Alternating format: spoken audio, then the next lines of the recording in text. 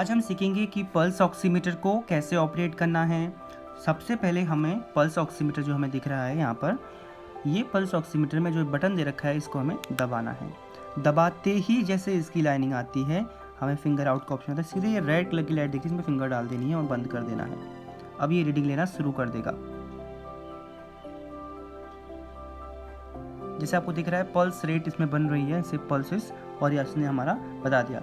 नहीं, अभी नहीं रुकना है, हमें अभी 1 मिनट तक पूरा इसे चला के रखना है। अब हम समझते हैं कि इसमें जो ये लिखा आ रहा है SpO2 RBPM, ये होता क्या है।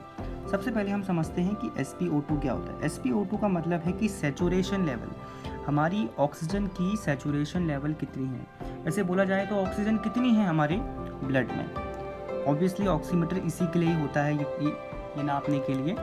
दूसरी आपको दिख रहा होगा PRBPM, ये हमारी पल्स रेट वैल्यू होती है।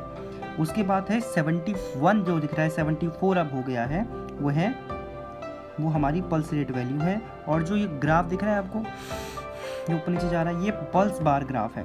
उसके बाद जो PI लिखा है, ये जो 4.1 हुआ है अभी 3.9 हो गया, ये परफ्यूजन इंडेक्स है। और तो दिख ही रहा होगा आपको, बटन तो दिख ही रहा है, ठीक है। अब हमारा 1 मिनट होने वाला है और हम लोग की ऑक्सीजन लेवल 98, 99 या 97 के बीच में ही है, मतलब कि ऑक्सीजन लेवल बिल्कुल करेक्ट है। तो अब हम इसे बंद कर देंगे, ऐसे उंगली बाहर निकाल के।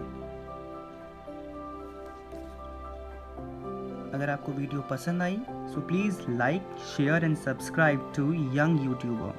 Thank you.